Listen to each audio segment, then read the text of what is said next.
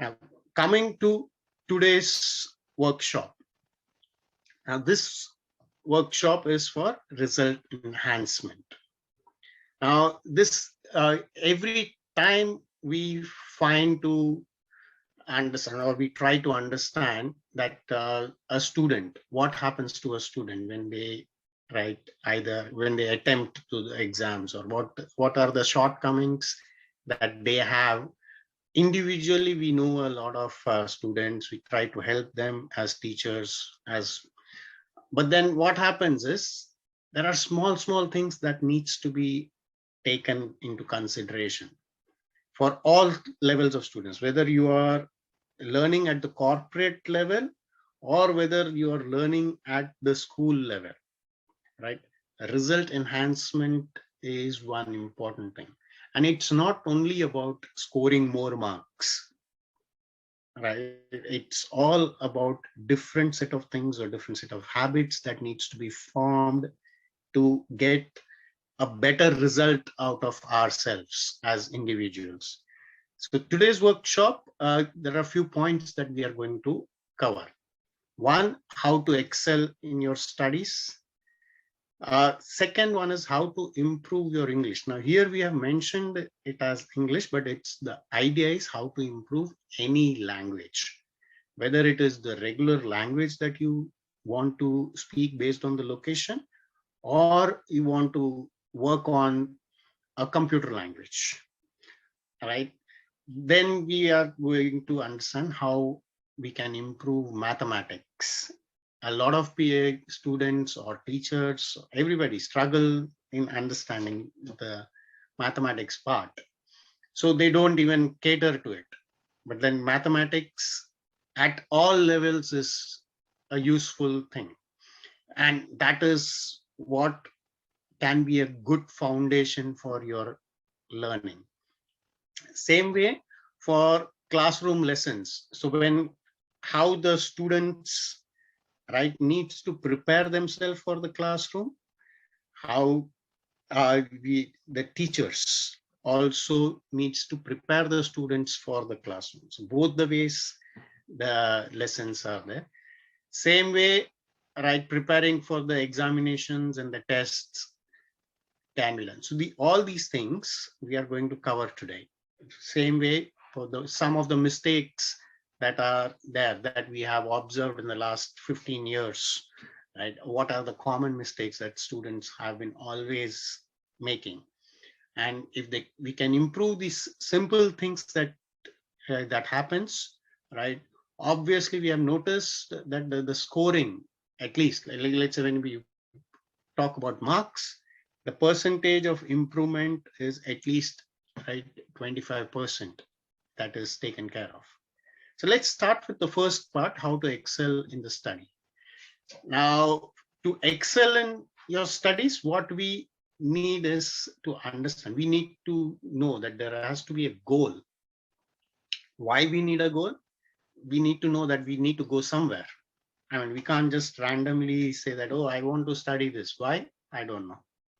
I don't understand that. So if we have a goal, for example, right, coming back to the scoring part, even if let's say I've been having 50% as my right scoring every year. Now my goal is to go to 60%.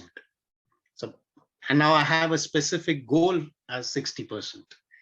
And according to that, I will start putting down my efforts. And while I'm putting down my efforts, I'm going to observe or monitor whether my goals are going to go from, whether it is going from, right, the 50 to 51, 50 to 53, the way it is going. Am I improving my performance or not? Now, sometimes what happens is, like, we set a goal, like from, let's say I have been getting 60% of marks as far as the examination is concerned, or I have been completing one chapter a day, and I keep my goal as I need to complete at least 2 chapters a day, right? That's a different way. So there are different goals that we need to set. Now, after some time, when we start observing, we know that, okay, our studies, right, whatever we are planning or whatever goals we are setting, we are either overshooting the target or we are not even reaching any kind of goal. So there is a constant requirement of revision of these goals. So when we are talking about revision of these goals, like, it has to be positive ones, right? We can't say that, oh, I'm doing right. For example, I had kept my goal to reach 75 marks or 75% of scoring, and I've reached 80% of scoring.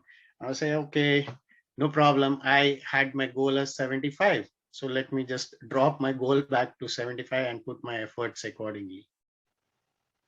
When it's obvious that over a period of time, you are going to improvise on things or improve your scorings or your performance.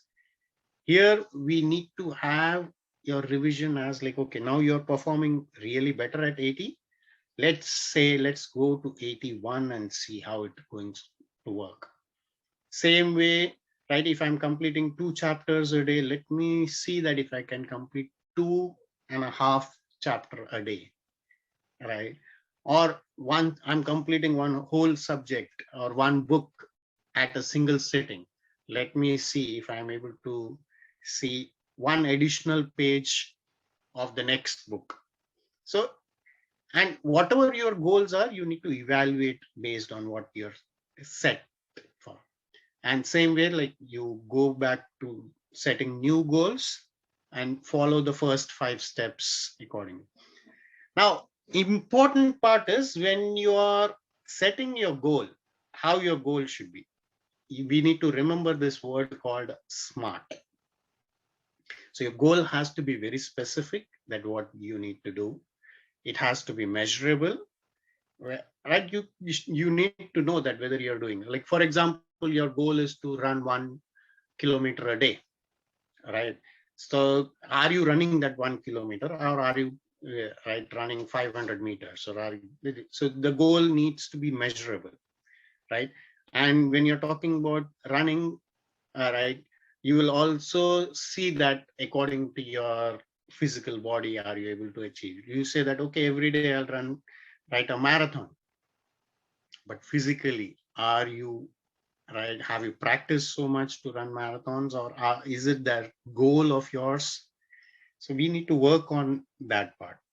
Same way, we need to be realistic about it. We'll say that, okay, every day my goal is to go to the moon and come back. Is it realistic? It's achievable. It's not that the goal part is not achievable, right? So it's achievable, but at the circumstances that I am now, right, is it achievable? I may be able to achieve it in the near future. I may be able to. If it is, that's my goal, I need to set the time according to that goal.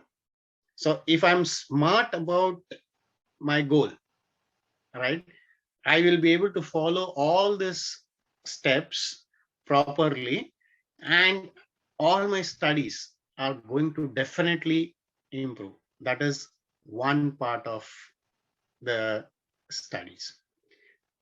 The next level that we are going to do is like how to improve your language throughout. Any language that you want to learn, whether you want to learn, right, English as the language, or whether you want to learn Hindi as the language, or whether you want to learn Chinese as the language, or a computer language. Computer also has languages. So if you want to learn that, the first important thing is, like, you need to know that why you want to learn. You need to understand that, right? Why you want to learn English. Just because everybody is saying I should learn English, it's not the way. It's not the idea. English may not be required for you at all, or a particular language. I want to learn Spanish, but I'm not going to utilize Spanish in any way. So I want to learn Sanskrit, for example, just because I want to learn what are uh, written in all the scriptures. That's a purpose. So that can be the right, understanding. So based on that, what is the need, right? Why you want to learn the language is important, right? So the first thing is, whenever you select a particular language, appreciate and love the language. That is more important. If you appreciate and if you love the language, your passion or your efforts towards that language automatically increases. Now, there are 4 steps to really excel in any languages that you want. First step is you have to listen. You have to listen how the language is spoken, how what happens at different locations or different set where the language is spoken, right? For example, somebody from, right, India will speak different way a particular language, right? Like English, right? Our English is different as an Indian to the way, right, a Chinese person speaks English or a Spanish person speaks English. So the first is like you need to listen where you're going, and in that location how English is spoken, or in that situation how English is spoken. Based on that, you start, right, speaking also. Once you have heard what you are going to speak, you start speaking, and based on that, like you start reading, right, and then start writing. So these are the 4 steps, important steps. Most of the times what happens is we listen, we try to imitate without identifying whether they are correct or not, and we just start speaking.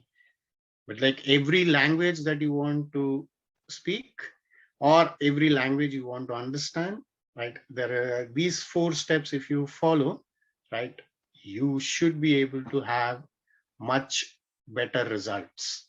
So practicing is what is more important.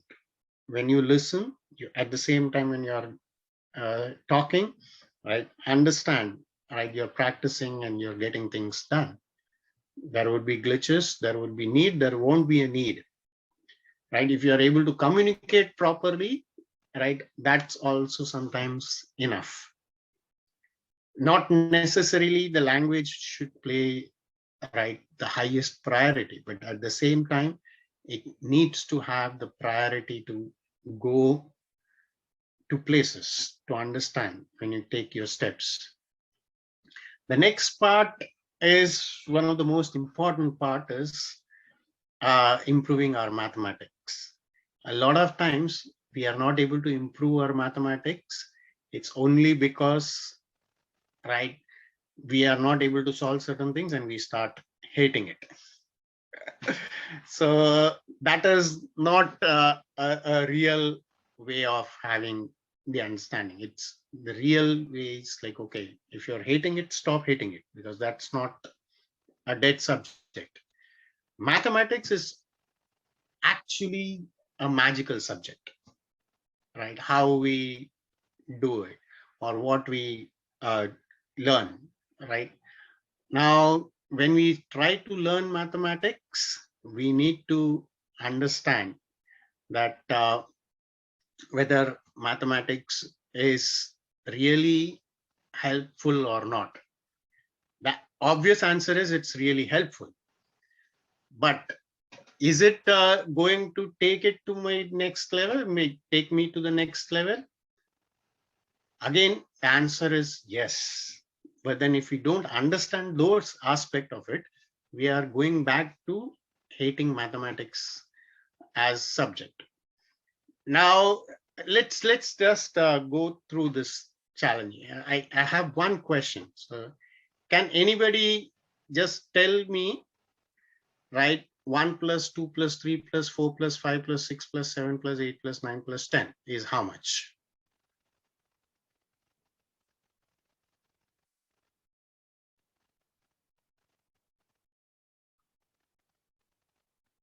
Anybody?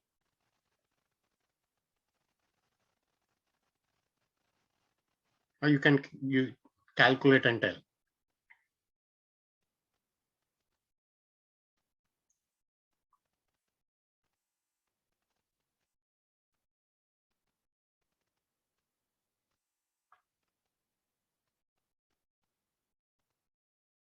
Yes.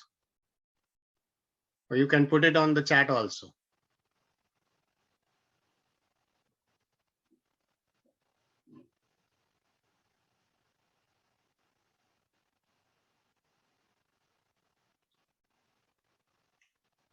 Rani Singh came to 51.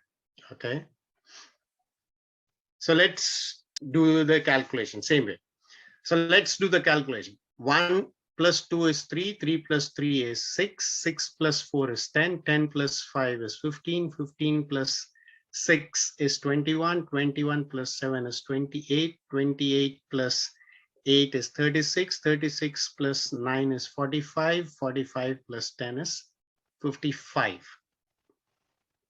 Okay, so the answer is, the reason is when we are doing this calculation, all right, it becomes now let's do this. 11 multiplied by 5.5. Easy. How much it should be?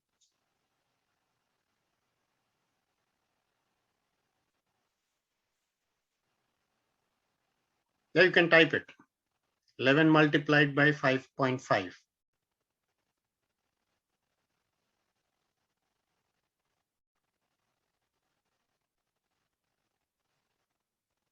$60.5. 5.5. Yeah, 60.5. How much? 11 multiplied by 5 will be how much? 55. Correct. And 11, half of 11 is 5. So it becomes 60.5. So this way, what happens is, now when we are calculating, it becomes, right, our brain starts processing. Now, let me give you a simple solution for both of this. Or let's go to the third. Now, if when I'm saying, right, 1,11,111 multiplied by 1,11,000, right, 111, right? When we are sure to have the calculator, or we will just do the calculator, use the calculator to calculate it if you want fast answer. But like mathematically, how easy it is calculating all this. So let's go to the first equation.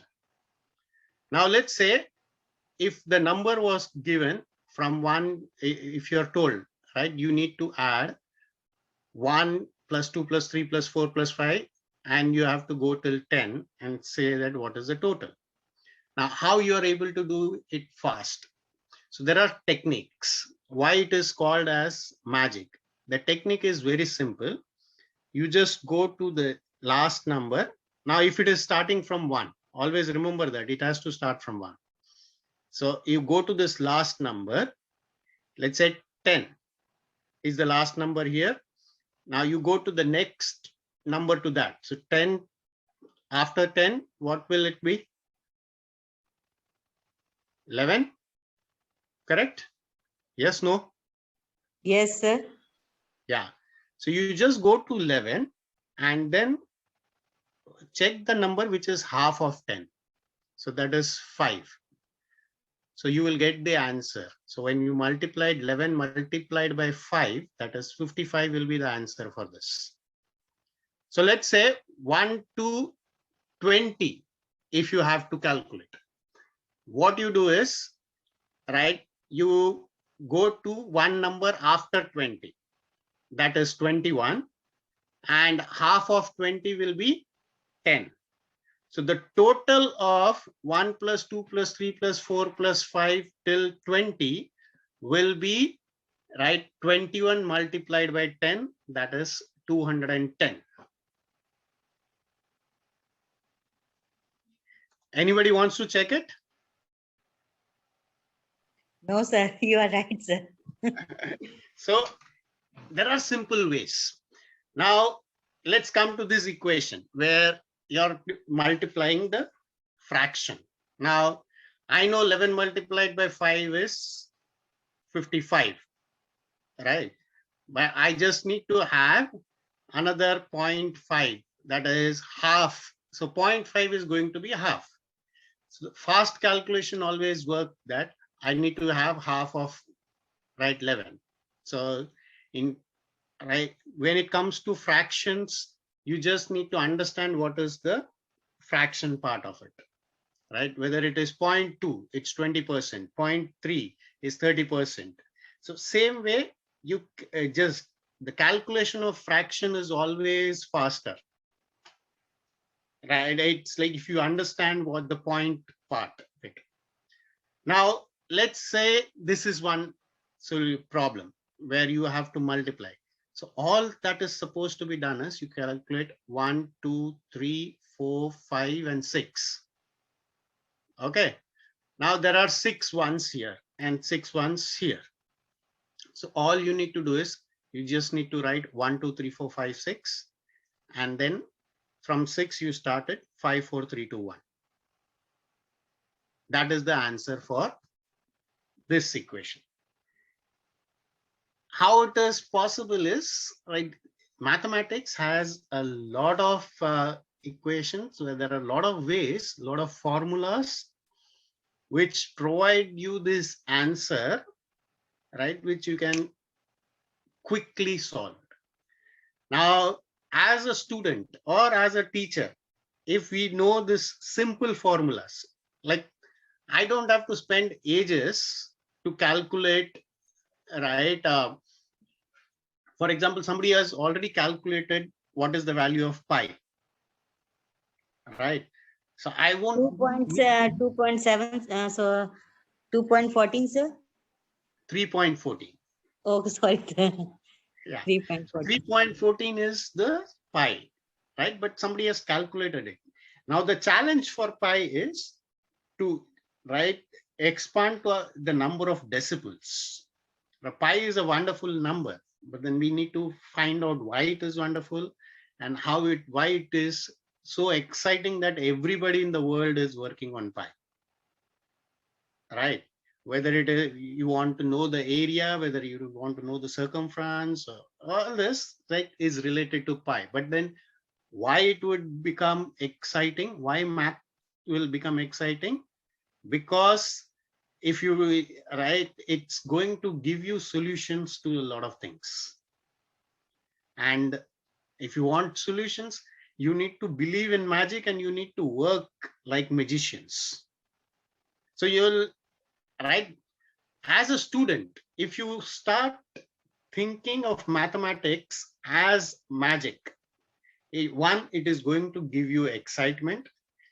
Second, it will give you all the solutions because, right, if magically things can just appear before you, right, why you will not enjoy,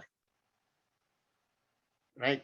So instead of hating mathematics, right, you will start enjoying mathematics. So there are a lot of ways where, right, there are techniques to make mathematics as, right, one of the favorite subjects, or it's like you enjoy doing things. It's not about, the major issue is people try to memorize.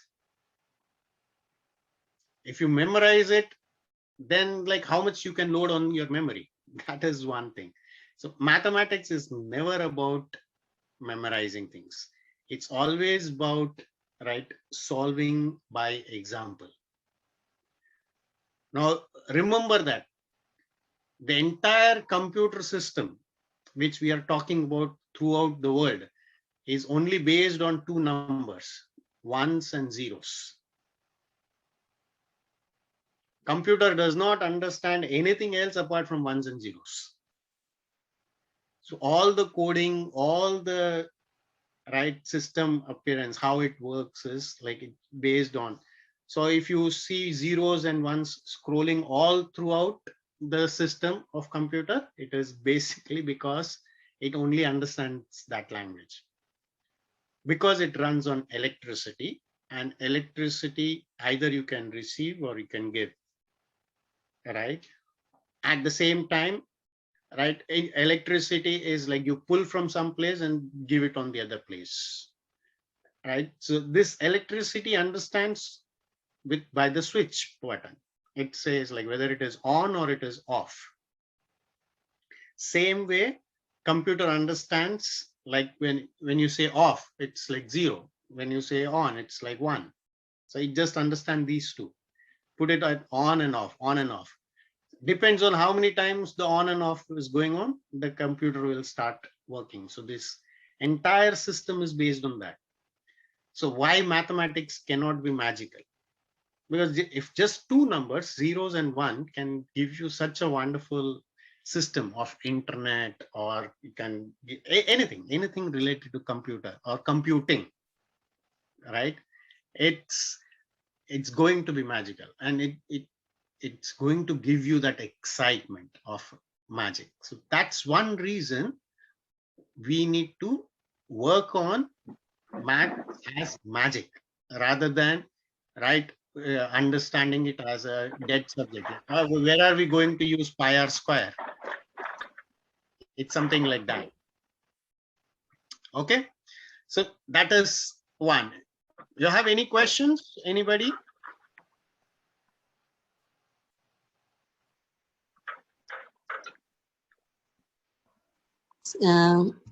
Yes, No, sir. sir, please once again explain now third point. That is digit is 1116 times. So now when you talk about 6 digits, so if you just you have a calculator with you or mobile with you? Okay, bring one mobile now. Go. Come.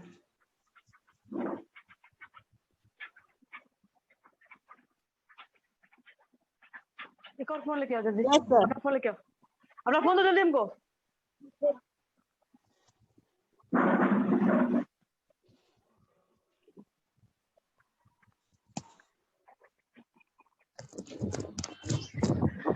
Yes, sir. The way of your explanation is so good, sir. Just I'm talking about the that is called spark. The spark concept is just it will really going to help our life, and we would like to impose in our life also. Correct. So it's very simple. Now let's say, now if this was in mathematics here, it was like 1 2 3 4 5 6 and 7 times. If it was here,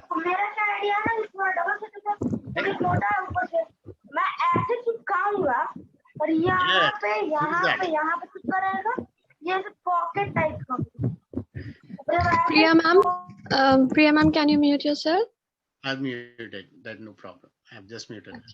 So yeah, so let's come to this point where let's come to this point where the numbers.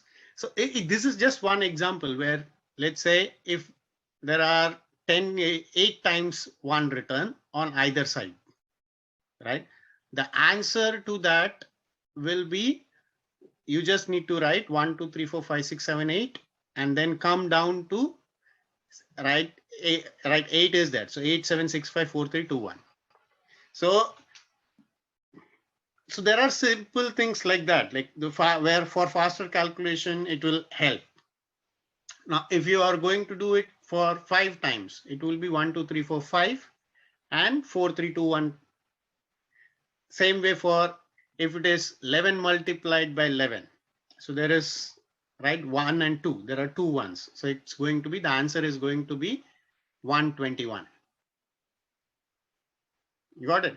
So 111 multiplied by 111 will be, right, 12,321. So it's like 1 2 3, you stop at 3 and then like 3 2 1. So depending on the number of ones that are there on either of side, the rule, the requirement is both the numbers needs to be same as far as this one. So this is just one of the examples for faster calculations, and every time there are different ways, right? There are so many methods to calculate numbers fast, right? There are reverse way of calculation. There are, right, Japanese way of calculations. There are, right, Vedic way of calculations. All this different ways there are there. Every country has its own methods of. So if you see, right, you can learn mathematics by playing games. You can learn mathematics different ways. So you just need to, right, see how your mind works. And it's more about your left side of your brain.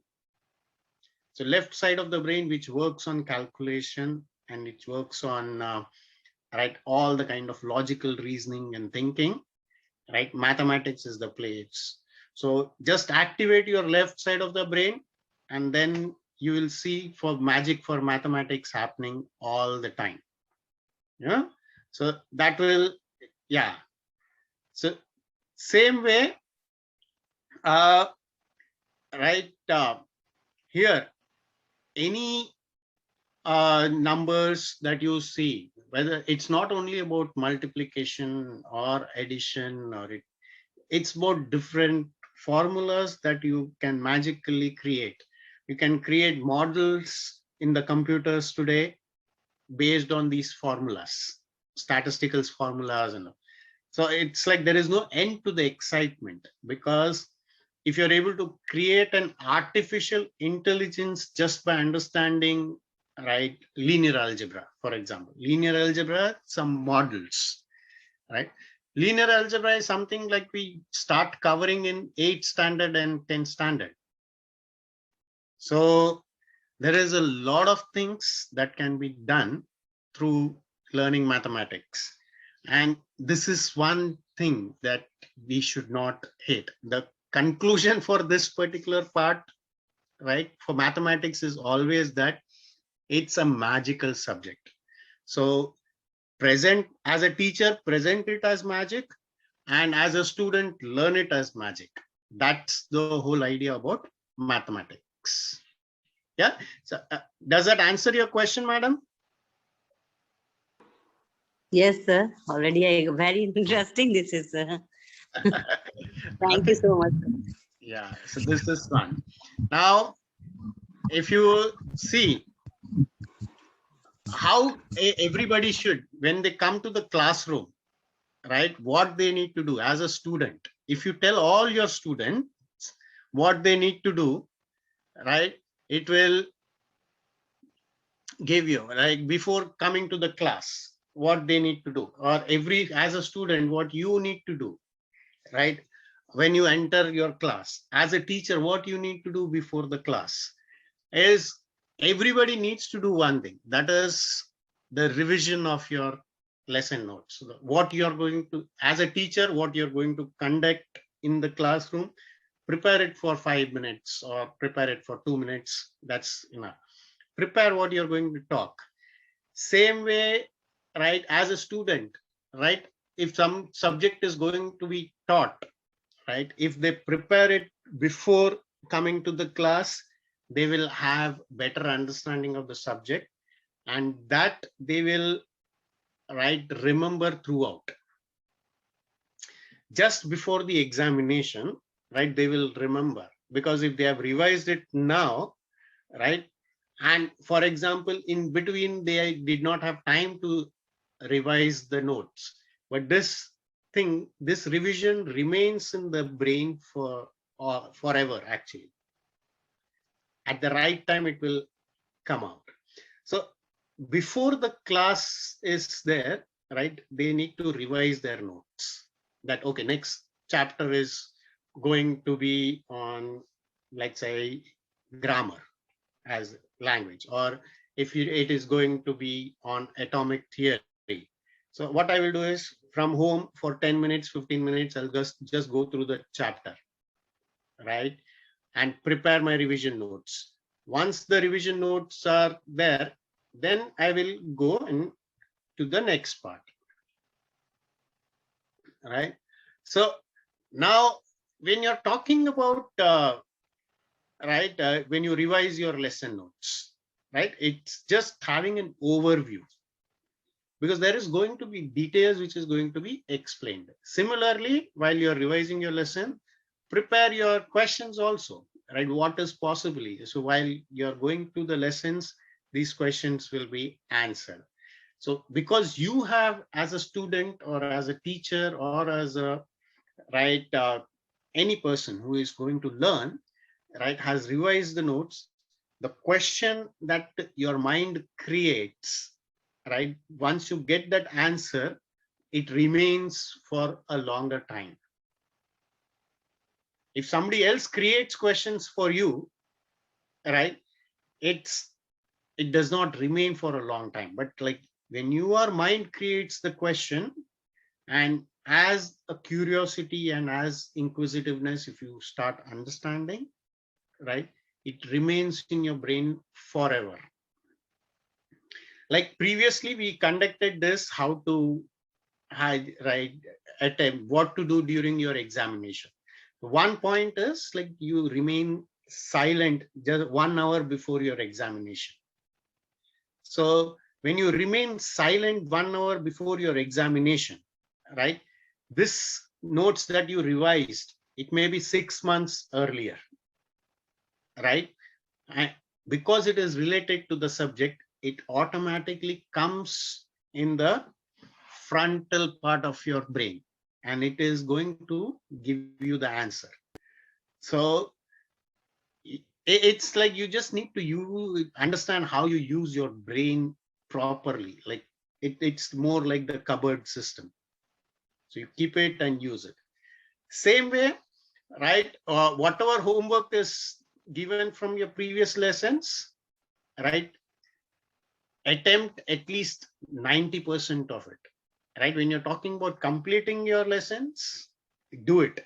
That is must.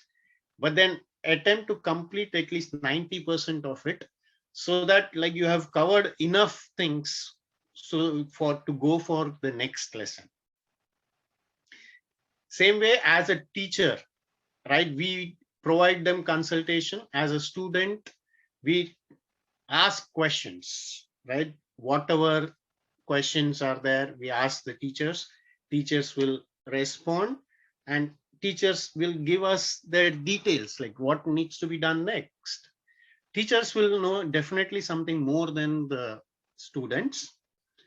But then the challenging part in the current world scenario is, because all the information is available in Google, right? Or you just go to internet and type something, you will have a million things. You have a lot of information, but that does not make you great. You have any questions, madam? Yes, sir. Why we Yeah. should not read during reading we should not read during the examination time or learn something. Yeah. Why? So how it is 1 hour before the exam. This is 1 hour before the exam. What happens is your brain needs some resting space, right? Now what happens is when you're talking to somebody, your brain is trying to remember things, what is going to come in exam. You're talking to somebody and it gives some more information, so you're adding on more information. You're seeing something, you're watching a cricket match, for example. The brain is also evaluating that cricket match.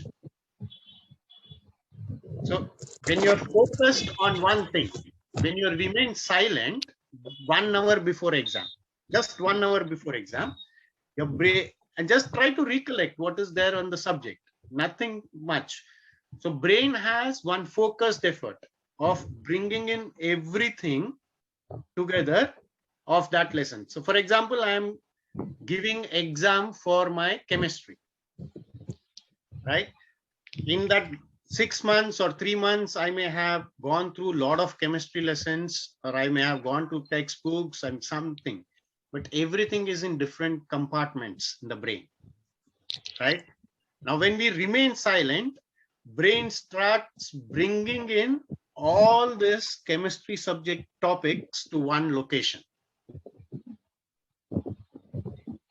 So when it starts bringing into one location, it starts pulling data from, right? It's wonderful. The science is so wonderful. It starts pulling data from other brains also. Every student who is in the classroom attempting this chemistry exam, your brain has the capacity to pull in that data. And that we can discuss it when we are talking about the neuro-linguistic program someday, right? Here, remaining silent is the easiest thing that anybody can do, right? You just stay in the corner, remain silent. Let the brain do the work. So this revision, when you have done, for example, 3 months back, if you attended a particular topic, right, and you want to write something about it, right? The brain, if you're silent, the brain will bring that topic to you. You can test it today at home, right? Pull up any subject, any topic, any chapter, right? And what you do is remain silent for 15 minutes. First, for example, right, try writing whatever you know about the subject or topic, right? And after you write that, close it, remain silent for 15 minutes. Do nothing for 15 minutes and then write about that topic.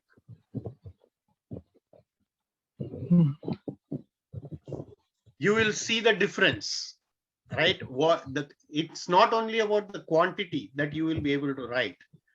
It's about the quality that you will be able to write about that topic because you remained silent for that 15 minutes. Our brain will bring everything. So remember that, and you have to try it on yours. So to have this preparation done, right?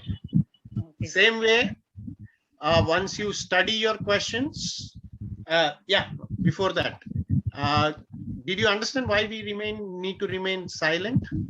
Yes, sir. Yes, sir. Yes, sir. Yes. Absolutely. Okay. Thank you, sir. Yeah.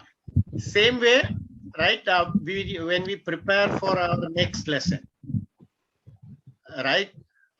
What we need to do is when, right, while we are studying, we complete this chapter and we try to, right, it's like putting 1 + 1, 2 together and then going to next number, next number, next number. So you go to the next level. What next? This curiosity will bring in more information.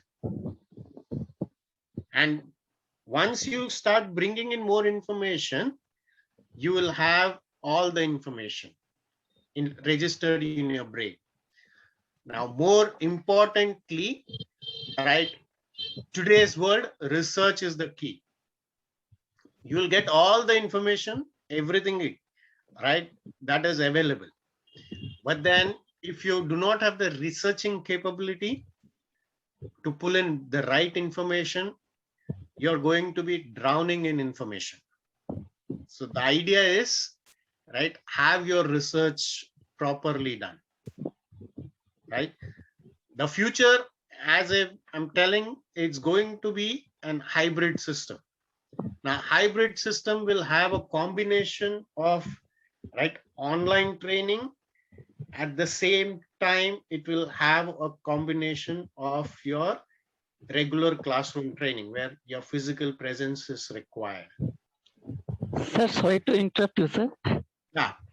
Yes, sir. Just in the slide, I have seen that last statement. The research is the key.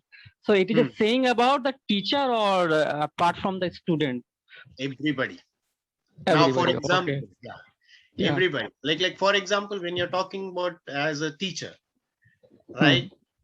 Now, let's say student who is coming to the classroom, right? He has done his research, right? He knows about the subject throughout. He did his research. He has his questions ready. As a teacher, I have not done my research and I go into the classroom. In that case, what happens is the student will have the question, right? I will not have the answer. So as a teacher, right, if I have done my research, as a student, he has done the research or she has done the research, what happens is the combination brings in a better discussion, better understanding. So what happens is your research helps in giving the right kind of answer, not just providing the right information. It's a lot of times what happens is we try to push it to the next. Right? Like, okay, we will give you the answer in some time as a teacher. Maybe because we don't know, maybe because that's not the right time to answer. There are a lot of reasons to it. But then it should not be that we are not clear with the question that the student is asking. And if you do the research, then you will be clear with what the student is asking also. So, yes, sir. And learning is a lifelong process for us, right? I'll tell you my own case, right? Today I'm working towards more about learning how artificial intelligence works. But then I also, right, if you see in my school level, right, I was really doing good. In my college level, because I was, right, how it was I was learning at the same time I was also working. Every year I have passed only with grace marks. So, so if you see, my way of learning has been totally different. Different, right? yes, sir. So then Yeah. throughout the years, I know that I have to be continuously learning things.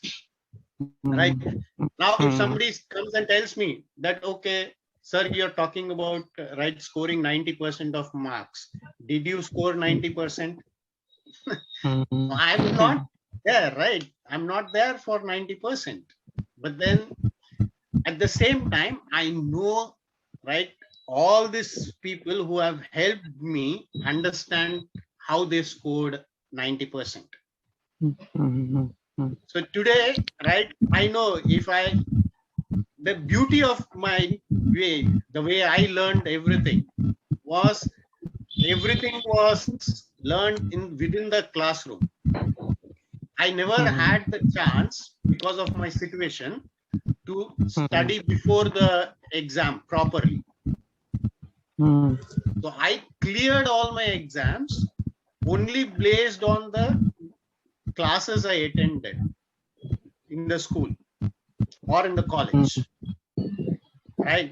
So whether it was the situation, whether it was everything, that's not the real excuse. But then it is, everybody has to go through certain situations.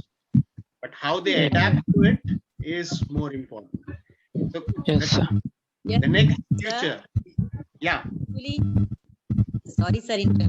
Actually, nowadays children also weak in maths because they see all the answer in Google and do not do mental practice by themselves also.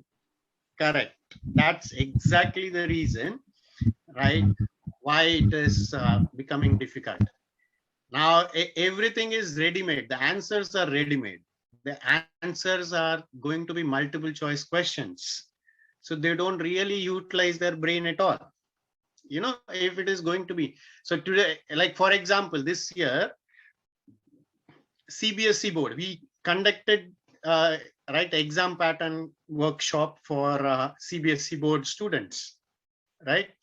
Now this year, CBSE has decided that the question papers are going to be in 2 semesters and they are going to be based on MCQs. So if you're going to give multiple choice questions, right, students know that, okay, I just need to guess. Even if I guess on something, I know some part of the topic, I can guess on something, there is a chance of me succeeding. You're understanding? So the more it's going to be multiple choice questions, the more chances are there that like you give less importance to your own brain. Yes, sir. So we need to give them challenging questions. We need to make them understand how it's going to be working on that. Right. So let's as a teacher, I feel that I need to be very clear with the hybrid part of it. Yes, sir. Yes, sir. They have to go through the concept also. Then they will able to solve the MCQ, multiple choice questions. Correct. That is one thing. So we need to tell them that part, right? Same way, Yes. now coming to the examination part of it, right? Yes, sir. Now, if they understand what is taught in the classroom, right, that is the best thing that they can do. A lot of times, what happens is we fail to understand what is taught in the classroom. We don't, right? We try to memorize, and I've seen so many students just one day before the exam mugging up things, right? That's not really the way to go. If you don't understand certain what is taught in the class, right, you won't be able to really succeed in your exam. It will be like you will be able to answer the questions by mugging up the answer, right? But then if you're not understanding the concept behind it, you'll not able to put it there. So that's one thing. As a student, I need to clarify all doubts. As a teacher, I need to tell the students to continuously do the research, continuously understand what is the topic, and based on that, start clarifying the doubts. Students should not be afraid to speak their mind. As a teacher, we need to encourage them to speak their mind, and they need to be consistent with their preparation. It's not like one day they write and they attended and they have write hundreds of questions because they did not attend the other classes. They need to be consistent with their approach, whatever they are doing. They need to. That's the reason when we are talking about preparation of the goal, right, that is where this is linked. So if your goal and if you're working towards the goal, right, you're consistent with your work, what you're doing, right?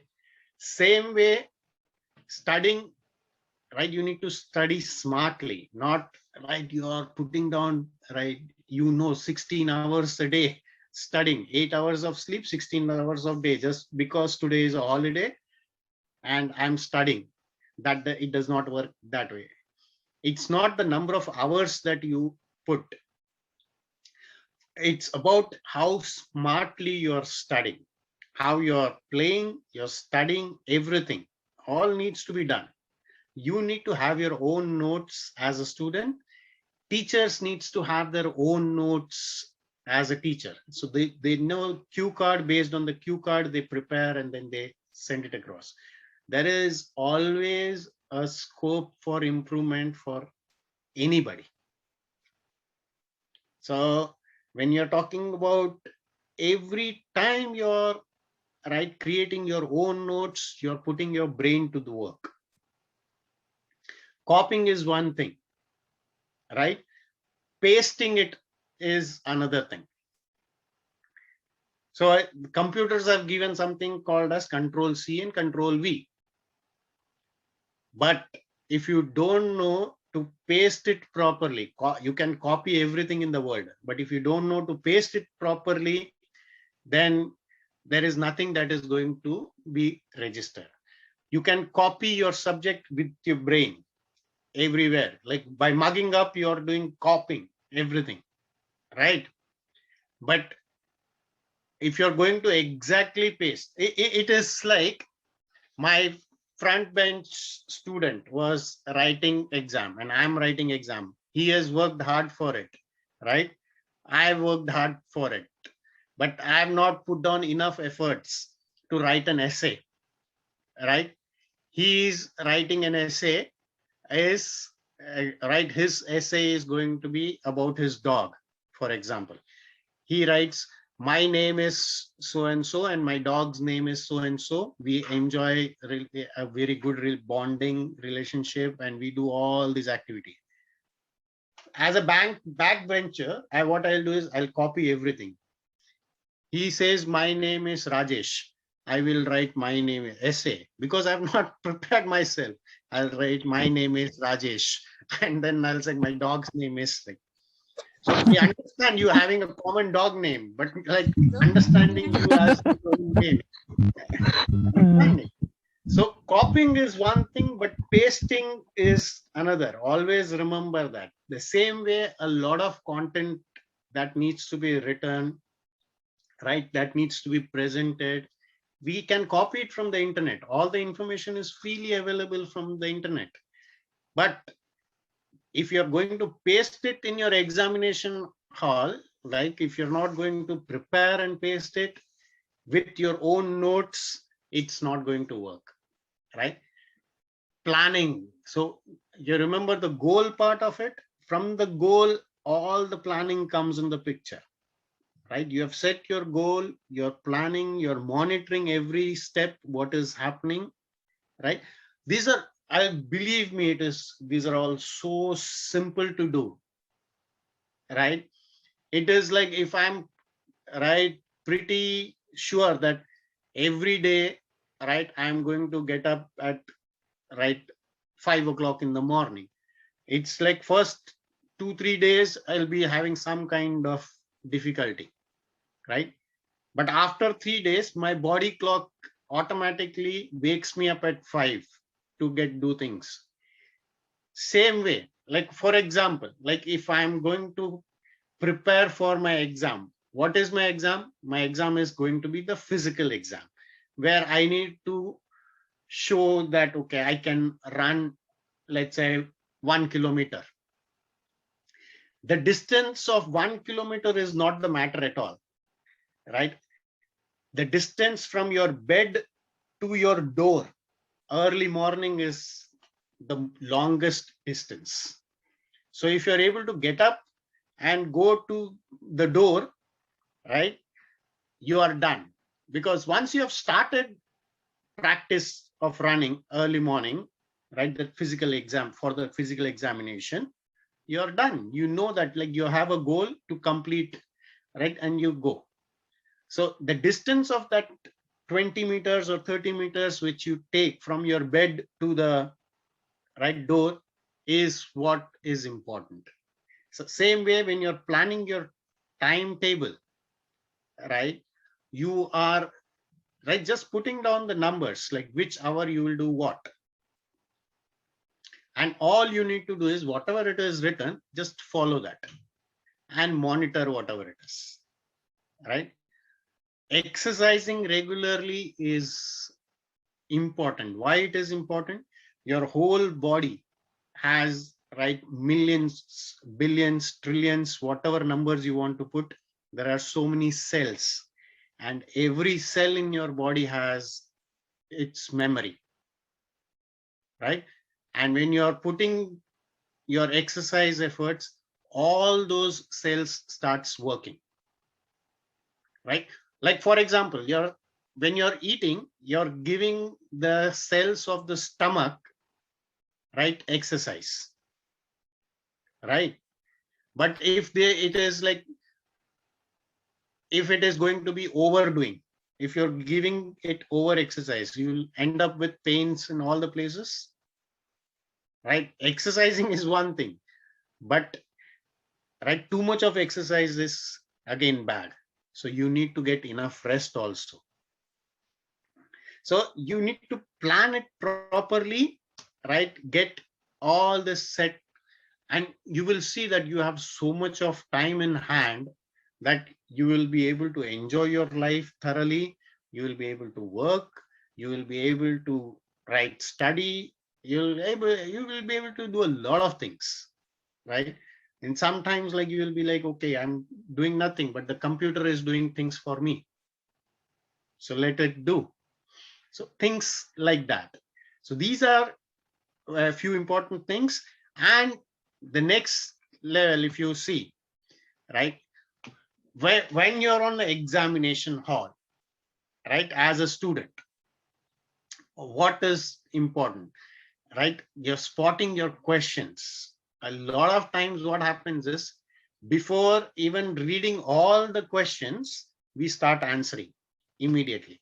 We don't even see all that. Okay. That is the most common mistake that I'm sure every student, and as a student, today you're a teacher, but as a student, you have done the same mistake, right?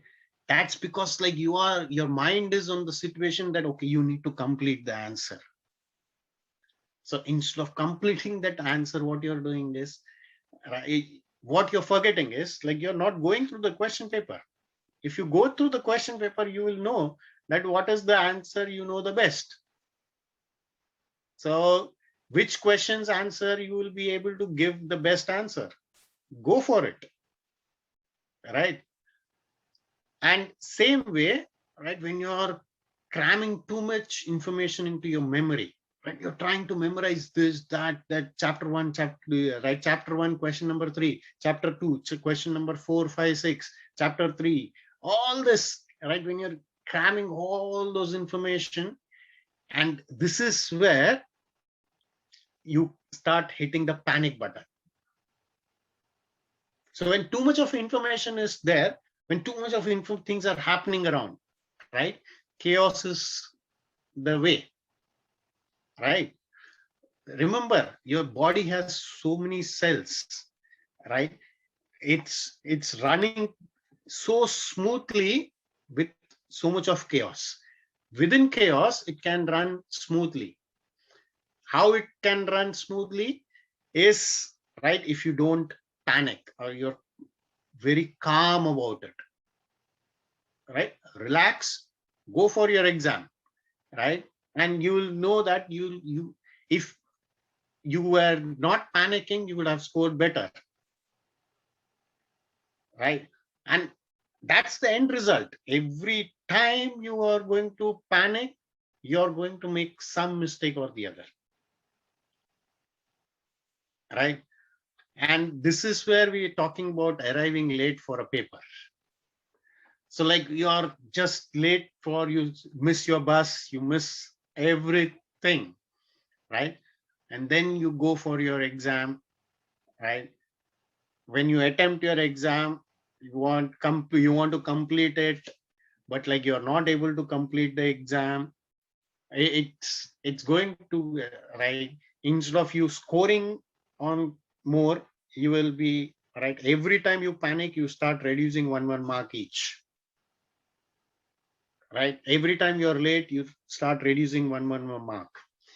Same way, right? If you don't go through the question papers, the chances of you reducing the marks is again there, right?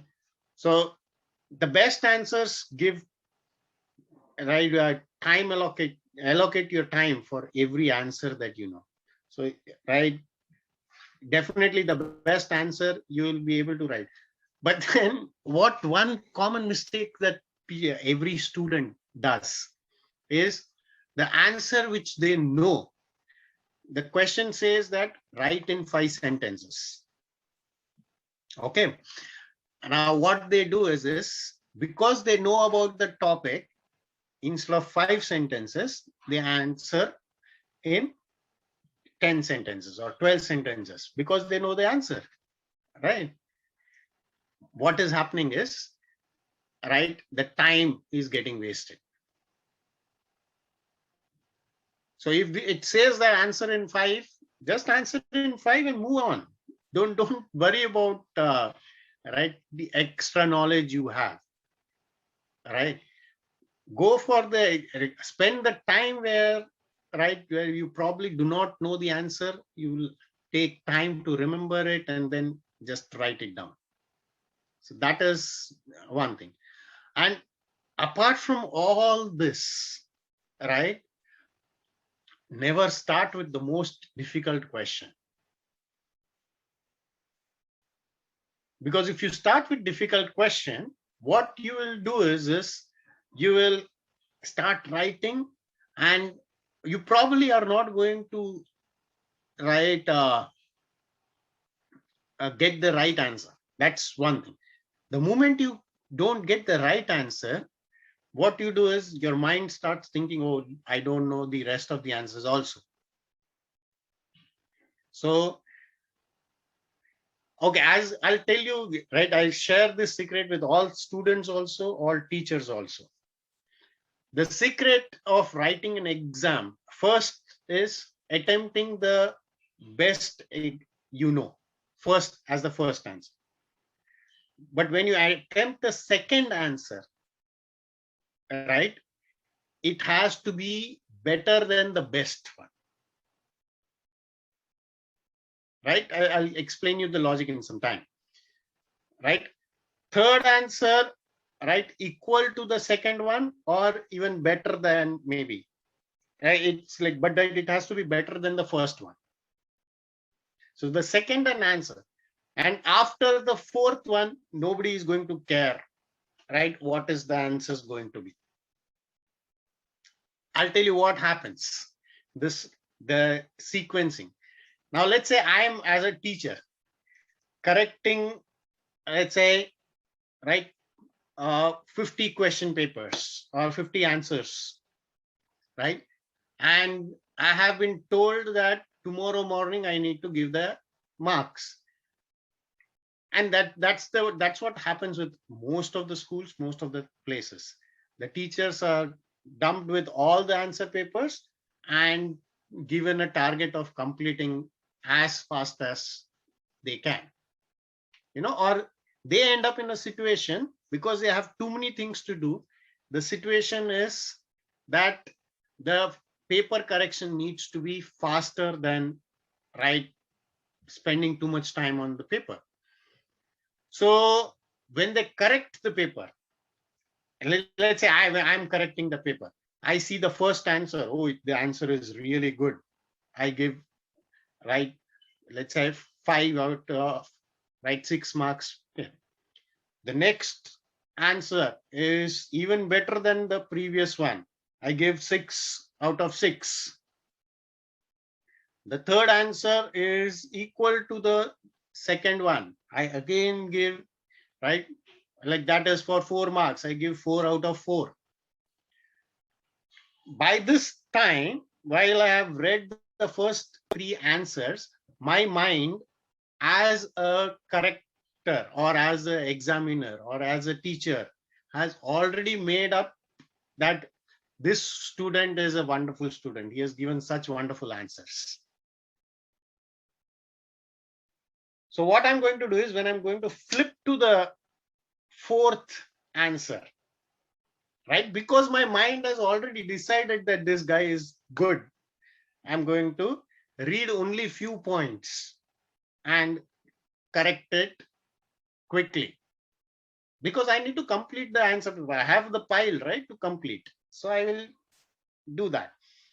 So automatically every answer, right, the scope of having one answer and one statement better or 1 mark extra or half a mark extra is always there.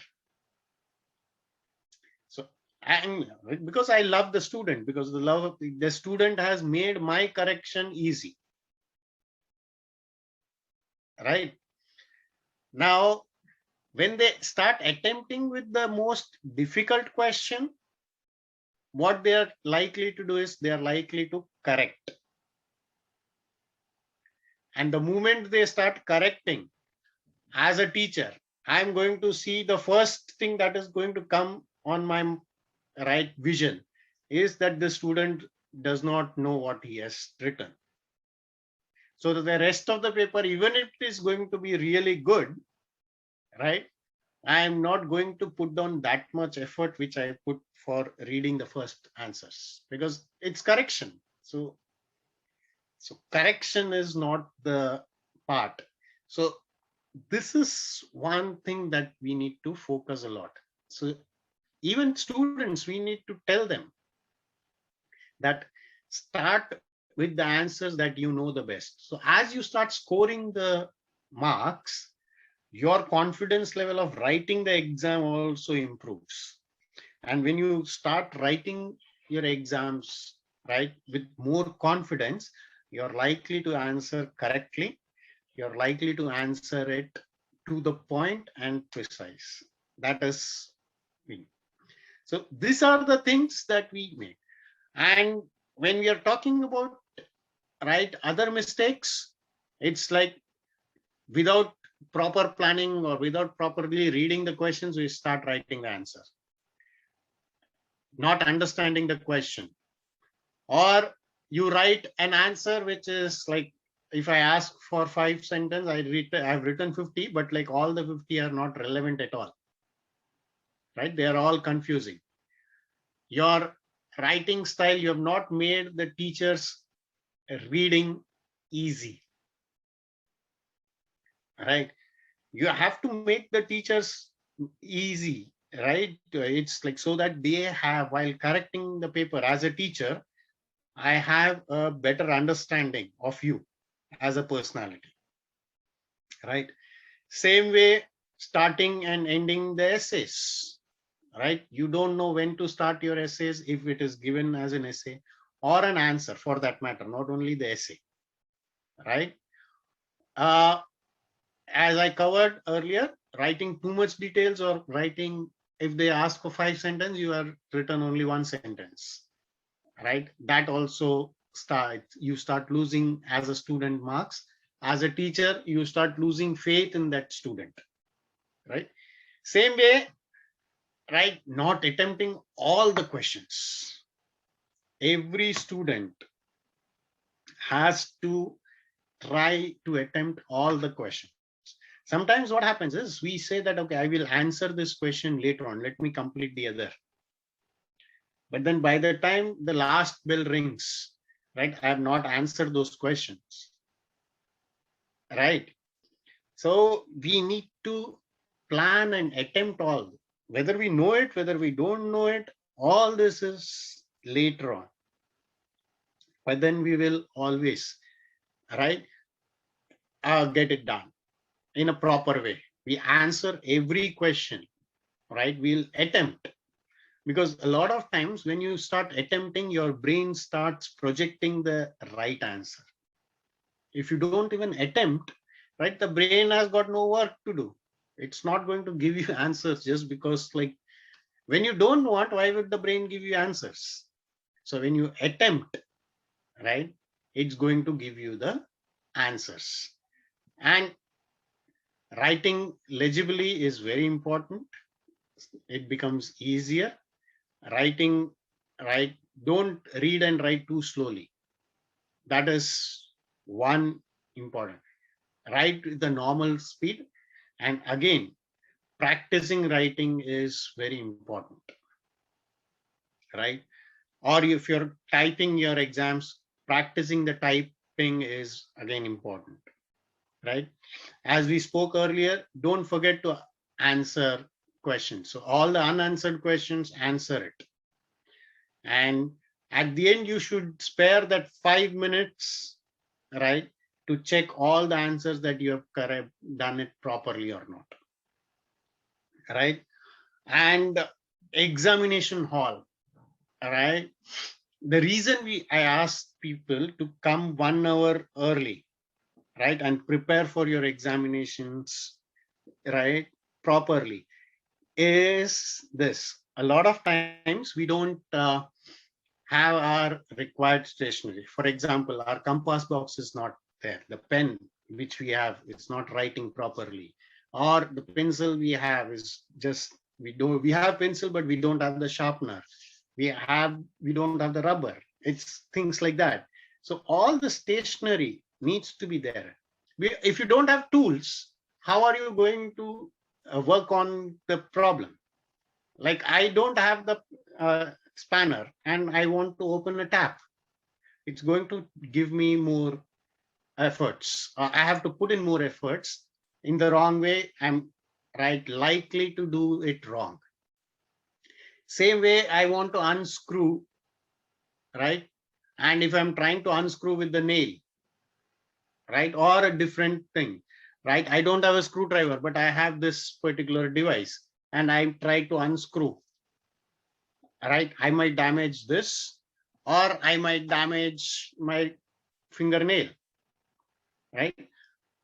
So having a screwdriver to unscrew is very important. Having the right kind of pen, pencil is very important, right? You have this I have found in a lot of exams, right? We don't even write our names and other details. So starting your exam, right? You have written all the exam, everything perfect, but like you have not mentioned your roll number properly. How is the teacher going to know, right? Whose answer is this? So nobody is going to put down that effort that to check these things. So especially when it comes to board exams and other exams, it's particularly in your school exams, it's clear that, okay, we know that, okay, there are some students who might miss it. The teachers know the student, all this. But when it comes to board exam, right, we know that we are not going to correct our own students' details, but we are going to correct somebody else's. So, and they are all known by numbers to us. They are not known by names to us. All right. So it's all the common mistakes which we are working on. And if we start doing these simple things, it might look a long list, but then these are all like interconnected to each other, pretty simple. And there is a video which we have already uploaded on how to write the examinations, right? What happens? It's a very small video. You can, in fact, go through the right YouTube channel, and then there itself, like the webinar was conducted, and that has helped. So same way, these are the things that if we don't make these mistakes, we are likely to score, right, that 20%, the 25% extra than what we are going to do. It's all simple, and if you're organized, it's pretty simple. Now, what we have covered today, right, is like how we are going to excel for the studies, how we are going to improve the English language, not only English, but any language, how we can improve mathematics, how we can prepare for the classroom lessons, and same way for examinations. And we went through a lot of common mistakes that students actually commit while attempting the exams, right? All this we have covered. Now, like you see this image, right? It is your left side of the brain has so many things. One second. Are you able to see the full screen? Yes? Yes, sir. Yes, sir, obviously. Okay. Yeah. So now when you see the left side of the brain, right, is more about your analysis, logic, or it just gives you a faint idea what is it, like fact and math. So these are all like the left side of the brain that needs to work. The right side of the brain is all about your imagination, creativity, what next, like your art, your painting, and everything that you do, your feelings, your emotions, all this comes from the right side of the brain. So if you know which compartment of your brain has what, you should be able to pull things. So during your examination, if you're going to work on your emotions and show your creations, that is not going to work properly, unless it is a creativity exam. Unless it is an examination about emotions, it's not going to work. If you have, so you need to control all the right side of the brain properly. Tell the right side of the brain, okay, relax now, let the left side of the brain work. So the thought I always tell people is right? Like you have a cupboard at your house, like you know which section has what, right? So if you organize and keep everything properly, it's about when you're pulling things up out. For example, like if you have your uniform in one section, your daily wear in other section, your party, or let's say I want to go for a birthday, right? I want my new dress, so my new dress is another section. So all these sections are in different places, and it's very well organized. So while removing it, I'm going to spend very little time. But let's say if I have to search through my cupboard, right, one t-shirt, it might take me 5 hours and I may not be able to find that t-shirt at all, because I'm using my right side of the brain to just pull out details, and when I did not organize and keep it. So using the right side of the brain and the left side of the brain is very important. So how you are going to use it is again right about how you know your brain better. Right? It's like knowing yourself better. That's the whole idea. Right? So just Sir, check on sir, all sorry, the- sir, sorry to disturb you. one second. Can you unmute yourself? Yes, Yeah. sir. I want to know from you only that there is any exercise or any technique so that we can activate more our left brain. Oh, yeah. It is. Yeah. Left brain, how you activate is like get into lot of right, calculate with your brains, right? That's one of the exercises. For example, Okay. like if you're solving right newspaper, for example, if you're solving the Sudoku problem, or if you're playing right chess, if you're playing right some kind of games, board games, right?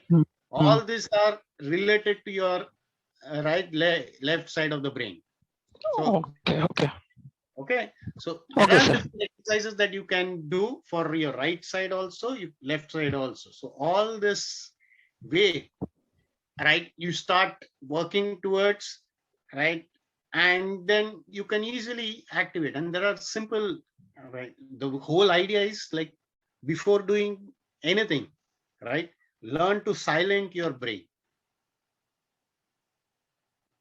So it is like if you know your brain, right, properly, right, you give it enough right duties to do it, and at the end, if you're able to silent it, say that okay, relax now and give me the exact information what happened.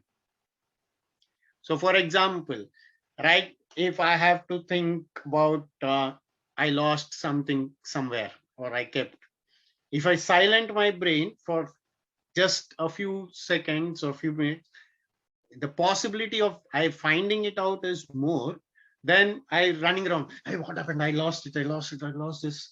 Oh, where should I find? Where should I find? If I do this, right, I'm creating panic among situation. My brain is not able to, right, really tell me. Even if it is telling me, my more concentration is on like what I'm doing, moving my head, you know. So silenting for any kind of activity, right, silencing your brain is very important. So just relaxed. A relaxed brain works much faster than right a brain which is filled with, because it's always filled with chaos. Remember that, right?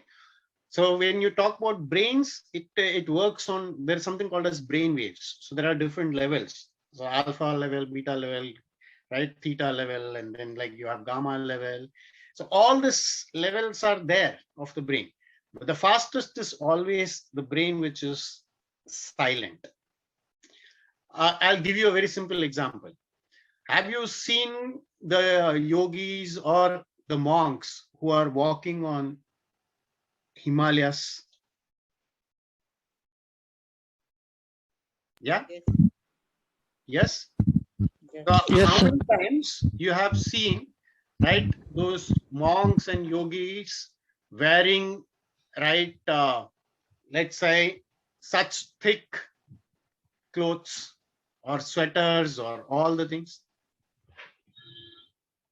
Have you seen them?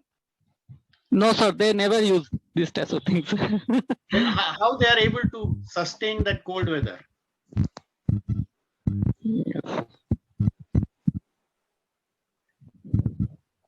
The answer is their brain is so calm, right, that Yes, it is sir. able to, right, control the temperature of the body, and at the same time it is able to control the temperature of the outside part. So if you're able to calm your brain, right, your left side and the right side will work automatically, and it will give you all the solutions. So as a student, as a teacher, I'm talking about overall as a learner, the first thing is always about how you're going to calm your brain. If you're going to panic, nothing is going to change in the world. If you're remaining calm, again, nothing is going to change in the world. But then your performance is going to be better with a calmer brain than a brain which is, right, constantly worked out. Okay? You got the answers? Yes, sir. Yes? Okay. So today, what we will do is, yeah, what's your question? How we will handle the small children, those who are reading in class 1 to 5? These instructions are for the bigger one now, those who are reading class 6, 7, 8, 9, 10 or above. But small children, how they attempt the exam during the examination, how they attempt the question.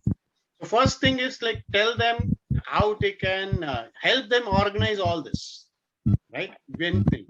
That's one thing. Second thing, you need to train them, right?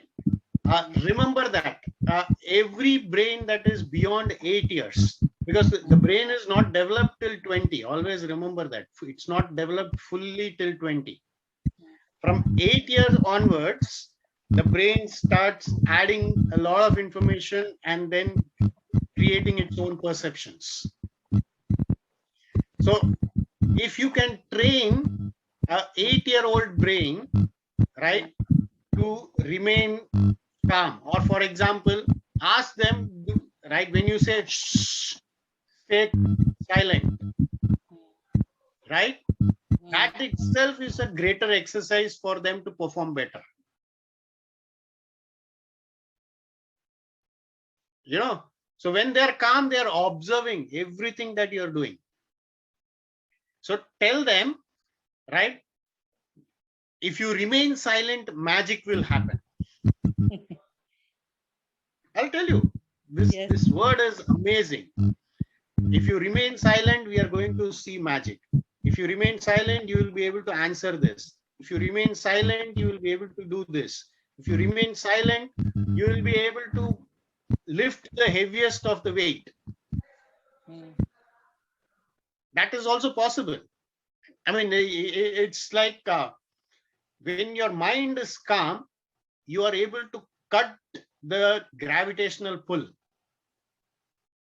And that's how you see, right, a lot of brains, right, going to that theta level, and then like your body is, right, elevated from the level of the floor. So if you're able to train the child, right, how to remain silent, the brain will do its duty.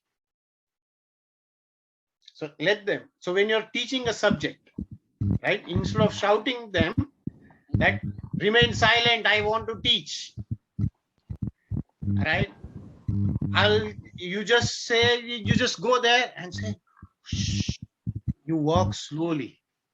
And when you start walking slowly, right, the student is observing you. Yes. There is slowly walking. So the moment they see you walking slowly or going slowly, they will start moving their heads slowly and they'll start looking, what is the teacher up to today? Yes. Understanding? So Yes. that is where if you see, their focus on you is the highest at that time. Yeah, and you say, exactly. It's, right? Or you just move around and say, let's listen to something. Right? And then, like, if there is absolute silence, right, you should be able to hear what is happening in the next classroom. You know, so the magic, right? Use, it's all like small techniques that, right, all the students, right, when they get into this part, right, you're done, and they will be able to give you exactly what you want. They will give you much better results, because that's the whole idea of a teacher, right? That's the whole idea as a student. If I'm a 6-year-old student, and I learn to remain silent, it will be so wonderful, right? And that's how everything starts working. Understood? Thank you, sir. Yes, sir. Yes, sir. Sir, now this just I am facing the problem with the senior classes like 10 or 12 especially.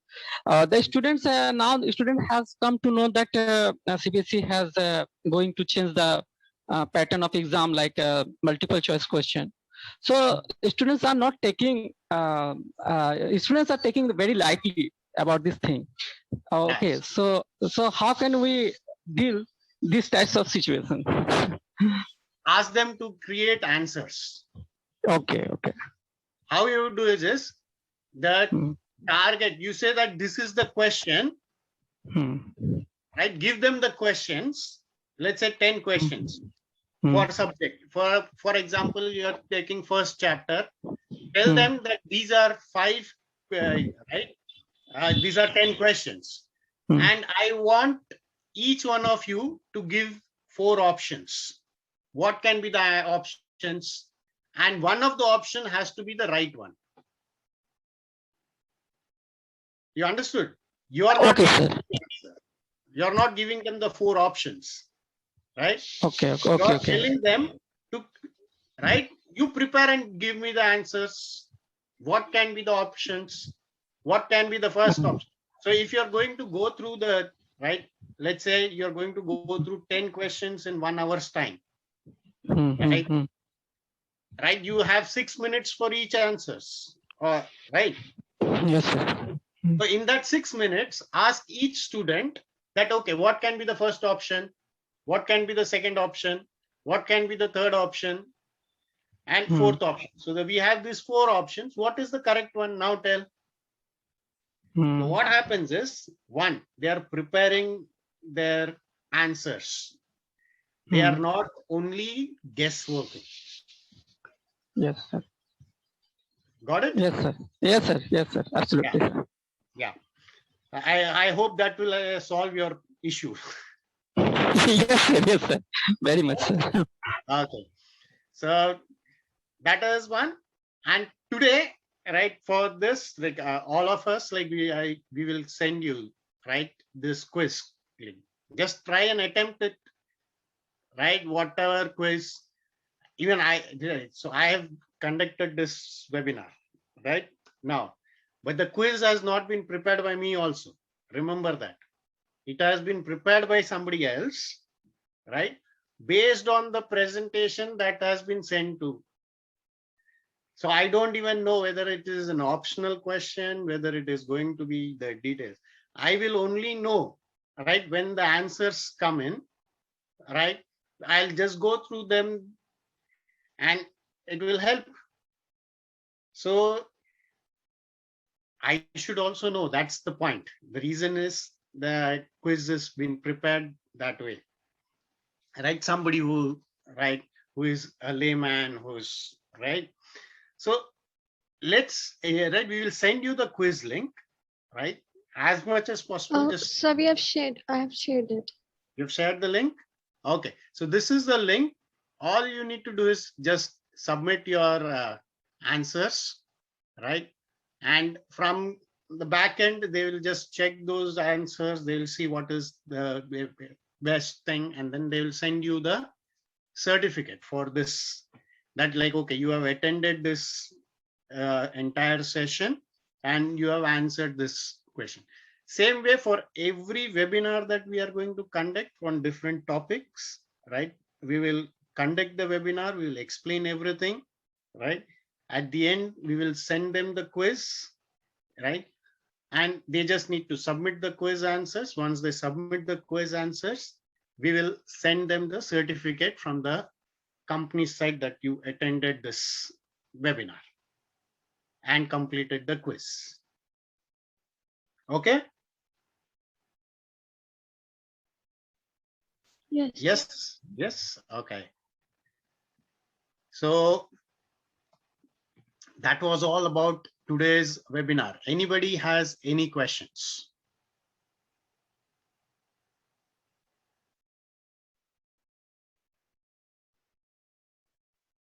No, I love it because I hope I answered all the questions on the way itself. So just for you, all of your information, we are hiring interns. So if you have anybody who is between, right, who has completed their 12th standard and doing their graduation, or they have completed their graduation and doing their post-graduation, they're looking out for some kind of jobs or something, right? We are hiring. You just need to inform us and we can contact. There is a form for internship. They just need to fill it and we will take their interview and we will take it from there. That is. Other exciting news is, right, we are going to, we are having this data science boot camp. So the data science boot camp is all about a career in data science. Now it will cover two major aspects. One is all about the machine learning part, right? And second is all about, right, the neuro-linguistic programming, the human brain part. So there are two aspects. The brochures and everything is also available online. You can just go check, and from there, like, you can start and say anybody, like you, or you know somebody who is interested in data science boot camp, just let us know and we will. And there are, obviously this course is going to be for certain duration. Now all the interns will also get this opportunity to learn data science course. So it's like, it's going to be a 6 months duration, which we are going to start from November 1st. That's like overall 26 weeks of training and practice. It's all about 4 hours a day. That's the kind of level of practice that will be required to complete this course. Now this learning will be through live. It will also be through recordings that will be there. Whatever queries will be there, every week we will have query solving sessions, and also one-on-one sessions wherever is required.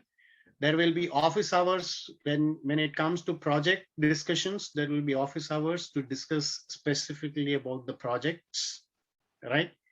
And after completion of the project, we will ask every student to present. And before presenting, we will train them how to present. Same way, once they complete the course, either we will retain, right, within our company, or help them place in other company, depending on what is the industry they are looking out for, because data science covers a whole lot of industry. That is one thing. All this informations are available on all our pages, right? Whether it is Facebook, Instagram, LinkedIn, or definitely on YouTube also, there is a lot of information available. All these videos, will be there on YouTube as well, right? All the students can learn from there. And that's the WhatsApp number that you can contact us, right?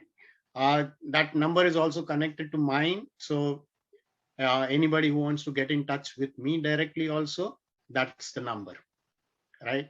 So you can always WhatsApp me on that number and I can give you the information for whatever is the details that you're asking for, right? So that is all. And everything is available on the mobile application. So AmSpark is also available on the Android, what do you say, the Google Play Store, Android Play Stores, right? And you just need to download the application, learn whatever course that you want. So for the schools, how it is going to be is like it will be like an additional support. All the courses that you will be creating can also go into a particular section and we can give allocation to particular students, or we can help you create your own application. So depending on what you want. This application, as I told you earlier, will also have a right link to the career assessment, which will be the psychometric tests that we conduct to decide on the right career. So if you want either your any relative or friends or you, anybody who wants to learn something new, they just need to download our application.